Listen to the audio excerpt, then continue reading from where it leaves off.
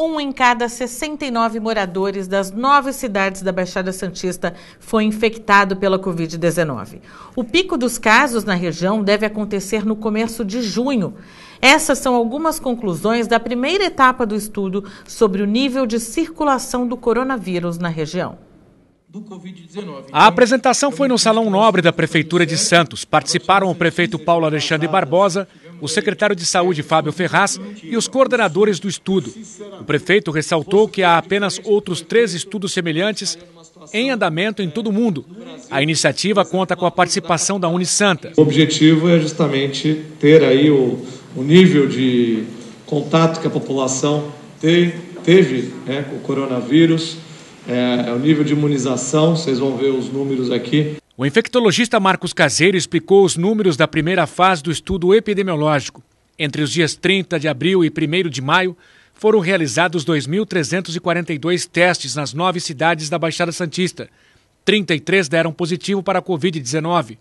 A primeira fase da pesquisa revelou que 1,41% da população foi infectado, ou seja, um caso positivo para cada 69 habitantes. A estimativa é que 23.557 pessoas já foram infectadas nas 9 cidades da região. Nós teremos a cada 15 dias uma fotografia de pessoas infectadas. Não serão as mesmas pessoas, serão pessoas diferentes, mas nós vamos entender a dinâmica da doença na nossa região aqui. O prefeito de Santos destacou que ainda não há uma data para a flexibilização das medidas para conter o avanço do coronavírus. Com esse estudo aqui, que reflete a situação de 10 dias atrás, não a de hoje, por conta da incubação, enfim, do vírus, nós não temos condição de tomar nenhuma medida de flexibilização. E o primeiro fim de semana de maio foi também o primeiro em que começou a valer a obrigatoriedade do uso de máscaras em Santos. Lembrando que tem multa para quem se recusar a usar o equipamento oferecido pelas autoridades. E olha, mesmo assim, 4 pessoas foram multadas. Usar máscara tornou-se uma obrigação por força de um decreto municipal. R$100 para quem estiver sem. No caso de empresas, R$3.000. São os valores das multas. Segundo o assessor técnico da Secretaria de Finanças, Fernando Chagas, no primeiro fim de semana da medida valendo, não houve empresas multadas. Porque houve uma conscientização praticamente total da população de Santos. Tanto nas pessoas circulando pela rua usando máscara, como também nos estabelecimentos comerciais. Chagas ressalta que no comércio, por exemplo, não é permitido pessoas dentro das lojas sem máscara. No caso de uma pessoa querer entrar no estabelecimento comercial sem máscara, ela não vai poder entrar no estabelecimento comercial, a não ser que aceite a máscara que deve ser oferecida pelo próprio estabelecimento comercial. Na Baixada, apenas Cubatão ainda não adotou a obrigatoriedade das máscaras. Praia Grande foi a primeira que adotou a medida em 8 de março. Em São Vicente, começa a valer no dia 10 de maio. Em Itanhaém, está valendo desde 23 de março. No Gaguá, 15 de abril. Em Peruíbe, começa a valer a partir do próximo dia 4. Guarujá adotou a medida no dia 2 de maio. Bertioga, como em Santos, adotou a medida no dia 1º de maio. A obrigatoriedade da máscara também está valendo para o transporte coletivo intermunicipal, em todo o estado. A partir desta segunda-feira, quem for pegar ônibus para ir de uma cidade a outra, tem que estar com esse equipamento aqui. Aqui na nossa região, a medida abrange 68 linhas e também o VLT. Usar a máscara é mais que uma obrigação, é uma questão de consciência e solidariedade. E o cidadão pode denunciar quem for do contra. Se for um pedestre, uma pessoa comum andando na rua sem máscara, vai ser fiscalizado e multado pela Guarda Municipal. Se for num estabelecimento comercial ou empresarial, a Secretaria de Finanças, por meio da fiscalização de postura, vai no local. Constatado que as pessoas não estão usando máscara, logicamente elas serão orientadas e, se não respeitarem a orientação, elas receberão uma multa de R$3.000. O telefone da ouvidoria é o 162. E o governador João Dória anunciou que o uso de máscara também vai ser obrigatório no estado a partir desta quinta-feira. Por todos os cidadãos que estiverem caminhando ou andando ou se dirigindo a qualquer local no estado de São Paulo, medida que passa a vigorar a partir do dia 7 de maio. A regulamentação sobre eventuais punições aos que desobedecerem essa medida serão de responsabilidade das prefeituras. O índice de isolamento social no domingo foi de 59% no estado. 2 cidades da Baixada Santista permanecem entre as 20 com melhor desempenho. Itanhaém com 62% e São Vicente com 61%. Não havendo um índice superior a 50%, já por este item, as cidades estarão automaticamente excluídas de qualquer flexibilização. No Santa Portal, você encontra mais informações sobre a entrevista coletiva do governador. E os cidadãos brasileiros podem conferir quanto cada município recebeu do governo federal para combater a Covid-19. Na Baixada Santista, os recursos somam mais de 208 milhões de reais. Santos recebeu R$ 48.466.268,48. São Vicente, R$ 40.914.871,94. Praia Grande, R$ 36.359.739,99. Guarujá, R$ 35.843.659,47. Cubatão, R$ 14.619.484,90. Itanhaém, R$ 11.388.221,37. Peruíbe, R$ 7.637.633,66. Bertioga, R$ 7.074.463,87. E Mongaguá, R$ 6.342.175,38. O navio de cruzeiros MSC Viu detectou 80 casos positivos de Covid-19 na tripulação. A embarcação está no Porto de Santos com 615 tripulantes. E quem tem mais informações é o repórter Carlos Lopes. Boa noite, Carlos.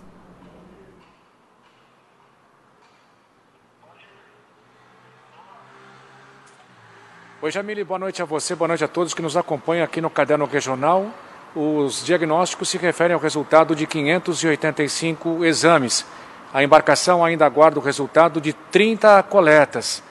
Lembrando que o navio está de quarentena porque 10 tripulantes tiveram resultado positivo para o coronavírus em testes rápidos. Os testes laboratoriais do tipo PCR são mais precisos. O civil fica de quarentena no Porto de Santos pelo menos até o próximo dia 14. Ao todo, 13 embarcações estão em quarentena no Porto de Santos. O cargueiro Bárbara e os navios de cruzeiro MSC Música e MSC Civil. O estado de saúde dos tripulantes dessas 13 embarcações que eu falei agora há pouco é bom. Por isso, até o momento, não foi solicitada a saída dos tripulantes para a realização de exames médicos de urgência. Jamile. Obrigada, Carlos. Nesse domingo, repórteres e fotógrafos foram agredidos durante a cobertura de um ato em apoio a Jair Bolsonaro, sem partido, em frente ao Palácio do Planalto. Esse é apenas um dos fatos que refletem o atual cenário político do Brasil, onde há muito extremismo, que por vezes se assemelha a confrontos religiosos. E para falar sobre isso, nós vamos conversar agora com Carlos Magnanelli, presidente da Associação Brasileira de Consultores Políticos, aqui por videoconferência no Caderno Regional. Muito obrigada pela sua presença nessa noite. Boa noite, Jamile. Boa noite aos telespectadores da Santa Cecília. Carlos, eu pergunto para o senhor, é um exagero comparar o atual cenário político com confrontos religiosos? Não, não é exagero. Desde a época Lula e Dilma, nós começamos a ter não mais uma racionalidade política, e sim extremismos, onde divindades podem fazer de tudo, podem matar, podem roubar, que serão sempre desculpadas, tanto de um lado quanto de outro. Os dois extremos hoje, e foram criados os dois extremos, eles estão muito perigosos, e esse fanatismo que beira a um fanatismo religioso, com duas entidades divinas, Isso é muito perigoso. Isso pode acarretar vários e vários problemas, não só políticos, mas confrontos que podem resultar em mortes, acidentes, enfim. É muito preocupante o que acontece hoje no Brasil. E como chegamos a tal ponto de que o Brasil precisa o tempo todo estar dividido entre uma posição ou outra, e principalmente agora, que a gente tem um assunto muito maior, um problema muito maior para cuidar, todos nós, né? E o Brasil passa por esse extremismo e essa divisão. Pois é, Jameli. O grande problema é que os extremistas começaram a fazer postagens violentas na internet e posturas não políticas e sim agressivas a quem não concordava com eles. E isso foi tomando um vulto tão grande que virou ódio, né? Não é mais uma discussão política. Existe um ódio que beira a uma seita religiosa, né? Se nós lembrarmos do Jim Donis lá, o que mandou simplesmente uma ordem dele, todo mundo se suicidou. Então é muito perigoso isso, quando você tem divindades e esse extremismo de idolatria a essas pessoas, isso pode levar a um confronto muito e muito sério. Chegamos nisso justamente porque se defende essas entidades com paixão e com uma idolatria muito, muito arraigada. Então se chega ao extremismo e todo extremismo acaba resultando num confronto. Dentro desse extremismo, né, Carlos, a gente viu, né, nas últimas manifestações algumas faixas, algumas pessoas falando de ditadura militar, intervenção militar. O senhor acredita realmente, como tem sido falado, que o presidente está apoiando ações como essa? Olha, eu não acredito e não posso acreditar que um presidente da República tenha uma posição de apoiar o retorno da ditadura militar.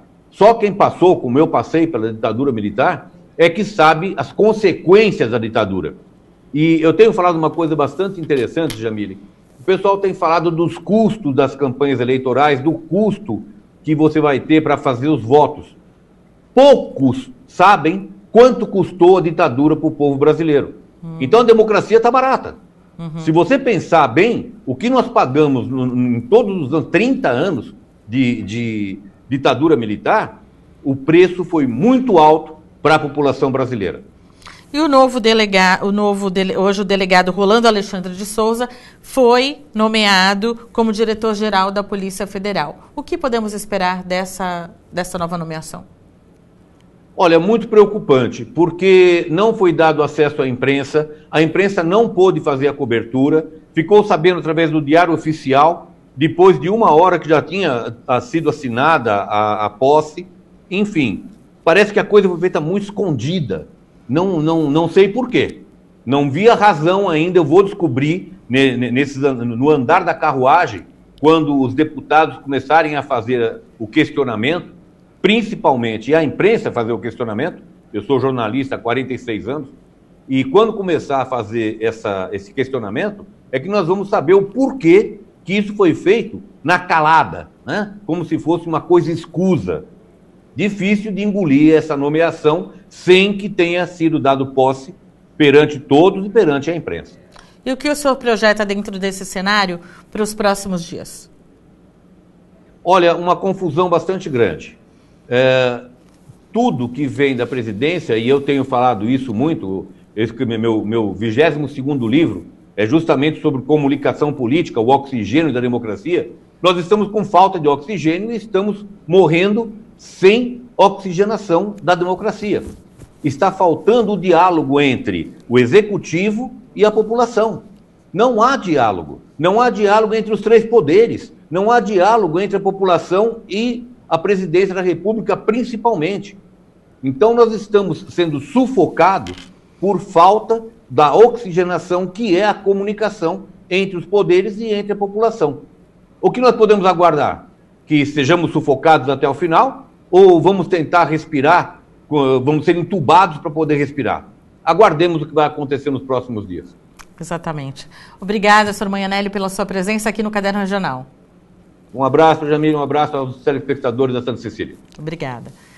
De acordo com o Núcleo de Pesquisas Hidrodinâmicas da Universidade Santa Cecília, se aproxima da região uma frente fria e há previsão de ressaca. Mas para essa terça-feira, o tempo ainda é bom.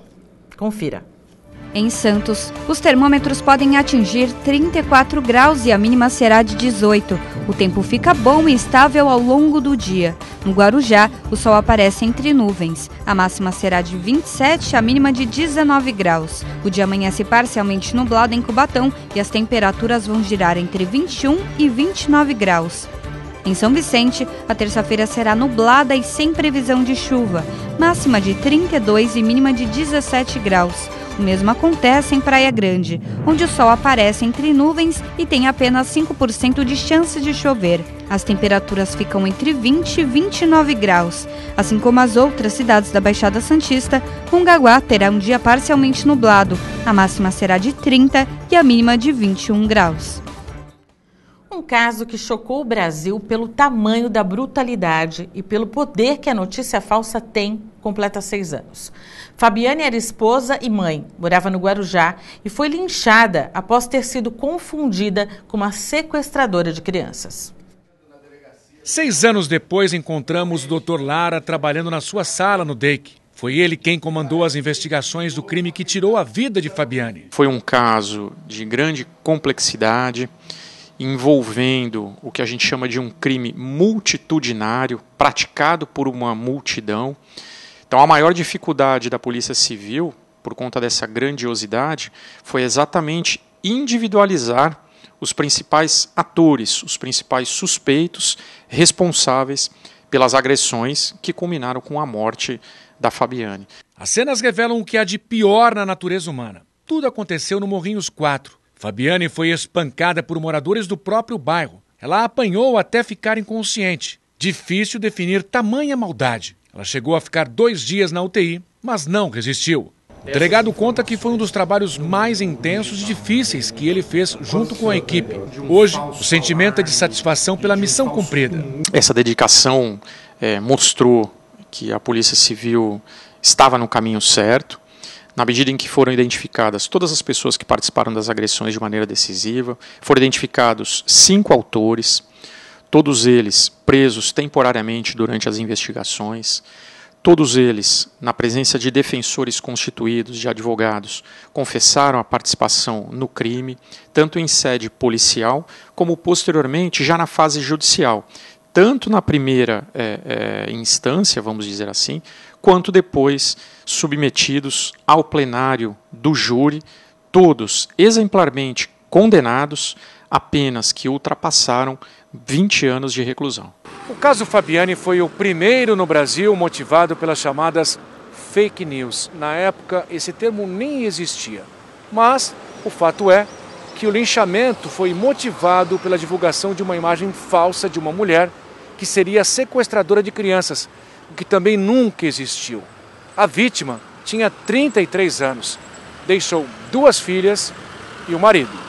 De volta à sala do delegado, Lara diz que é preciso lutar para que esse tipo de crime não volte e que os culpados por crimes na internet sejam punidos severamente. Nós observamos na investigação um vácuo exatamente pela falta de tipos penais de crimes específicos que pudessem ser apontados pela Polícia Civil na responsabilidade daqueles que publicaram e replicaram as notícias falsas que trouxeram um resultado morte.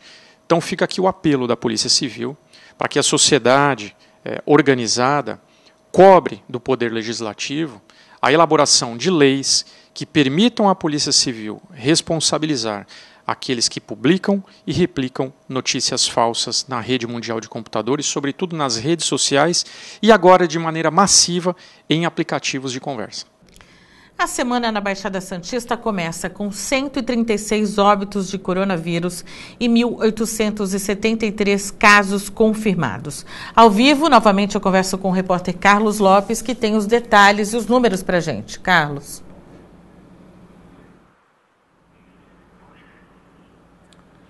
Oi, Jamile, vamos então aos números atualizados das cidades da região metropolitana até o momento. Santos tem 58 mortes, 716 casos confirmados, 300 suspeitos, 150 pessoas curadas, 150 altas. São Vicente registra 16 mortes, 188 casos confirmados, 105 suspeitos e 28 altas. Cubatão, 3 mortes, 99 casos confirmados, 101 suspeitos, 60 curados. Em Guarujá, 14 mortes, 236 casos confirmados, 285 suspeitos e 40 altas hospitalares. Bertioga, 1 morte, 10 casos confirmados, 15 suspeitos e 5 curados. Em Praia Grande, 32 mortes até o momento, 535 casos confirmados, 310 suspeitos e 338 é o número de curados por lá. Mongaguá, 3 mortes, 20 casos confirmados, 10 suspeitos e 8 altas. Em Itanhaém, há 3 mortes até o momento. A cidade registra 30 casos confirmados, 43 suspeitos, 17 altas. Finalizando, Peruíbe, que tem 6 mortes, 39 casos confirmados, 24 suspeitos e 22 altas hospitalares. Jamília, eu converso agora com o secretário Fábio Ferraz, de Saúde de Santos. Boa noite, secretário. A respeito das vagas em UTI aqui na cidade de Santos, a cidade de Santos que acaba recebendo boa parte dos pacientes de toda a região. Secretário, qual é o percentual de ocupação das UTIs? Boa noite a todos. Olha, o percentual de ocupação das UTIs é bastante preocupante. Na rede privada estabelecida na cidade de Santos, nós já temos mais de 70%, 78% de ocupação, um número realmente bastante alto. Na rede pública, pouco mais de 50%. E num cômputo geral, entre público e privado, cerca de 66% de ocupação das UTIs específicas para o atendimento Covid-19 na cidade de Santos. Desse total, quantas vagas são ocupadas por moradores de Santos? Olha, cerca de 55% são de santistas, aqui eu estou incluindo a rede pública e privada. E, claro, a rede estadual, que essa sim ela tem esse papel, digamos, de atendimento para a região num todo. Agora, nós temos um percentual bastante significativo também de moradores de outras cidades daqui da região que ocupam os leitos públicos da cidade de Santos. Então esse é um ponto de alerta e que, claro, nos preocupa bastante. Secretário, a gente tem visto que há mais vagas em hospitais públicos do que nos particulares. Existe, por exemplo, no caso de uma lotação, a possibilidade de pacientes da rede pública serem transferidos para da rede particular para a rede pública, essa transferência? Não, isso sem dúvida. A rede pública sempre vai atender a todos, né? Essa é a finalidade. Se a pessoa tem aderência a um plano suplementar, ou seja, um plano de saúde, não pouco importa para nós, o atendimento será realizado sempre. Agora, é um fato, isso é uma questão muito interessante, que a doença, o vírus, entrou no Brasil justamente por pessoas que têm aí um poder aquisitivo maior, ou seja, com condições de ter aí um plano de saúde. Então, muito provavelmente, por essa razão, nós temos já hoje uma ocupação hospitalar na rede privada bastante superior, de fato, à questão da rede pública. Secretário, já dá para falar? Há uma previsão de quando esse contágio deve diminuir aqui na região? Olha, nós temos aí uma pirâmide interessante de gráfico que coloca semanas epidemiológicas, né? Nós estamos aí na 20ª semana epidemiológica. A 22ª e 23ª são, pelos dados do Ministério da Saúde, que têm se mostrado bastante coerentes, os períodos de pico. A tendência é que a gente realmente tem aí mais 15 dias aproximadamente, realmente, de um contingente significativo de dados de pessoas contaminadas e logo após uma diminuição. Agora, isso tudo depende da população aderir às máscaras e se manter em quarentena até então. Secretário, muito obrigado pelas informações. Uma boa noite para o senhor. Voltamos aos estúdios com você, Jamile. Obrigada, Carlos. Obrigada ao secretário. Dezenas de militares enfrentam a luta contra o coronavírus ao lado dos caminhoneiros. Nesses tempos difíceis, uma boa ação faz muita diferença. Militares trabalham em modo acelerado e, desse jeito, não demora para equipamentos e estrutura estarem prontos para o combate. E a guerra aqui é contra o coronavírus. Nós estamos participando da Operação Covid-19. Essa operação é capitaneada pelo Ministério da Defesa. O Ministério da Defesa ativou no território nacional 10 comandos conjuntos, um deles com sede na cidade de São Paulo, o Comando Conjunto do Sudeste. Nós estamos fazendo essa ação sob a coordenação deles. Então, realmente, lá na base aérea de Santos, nós estamos com uma estrutura de guerra, uma estrutura que nós levaríamos realmente para um fronte de combate. 50 militares da Força Aérea atuam na operação. A comida é preparada na base e as quentinhas montadas aqui. Eles acordam logo de madrugada e vão lá para a nossa área de produção, né, ativando os equipamentos para produzir os alimentos, para que a gente saia de lá por volta de 11 horas e estejamos prontos aqui às 12 horas para a primeira atividade, das 12 às 13 e depois das 18 às 19. Ao todo, os militares devem servir 800 refeições por dia, entre almoço e jantar. Aqui, a gente já tem um lote de quentinhas pronto. É só o caminhoneiro pegar e comer. A operação Covid-19 da Força Aérea Brasileira deve durar até o final de junho. Os caminhoneiros passam e recebem a marmita. Maravilhoso, um apoio aí com a gente aí é o essencial, viu? Ajuda? Ajuda muito. Quem está estacionado também ganha a refeição. Uma baita ajuda. Faz uma bastante diferença pra gente. A gente não precisar ter que abrir a nossa gaveta, cozinhar, né, em meio a poluição, em meio a poeira. É muito bom, ajuda bastante. É um carinho bem-vindo. Boas atitudes, sempre bem-vindas. E a edição de hoje termina aqui. Se você quiser entrar em contato conosco, o telefone é o 13 982 288219. Continue com a nossa programação. Acesse o santaportal.com.br e confira as principais notícias da região, do Brasil e do mundo. Para você, um excelente final de noite. Até amanhã. Tchau.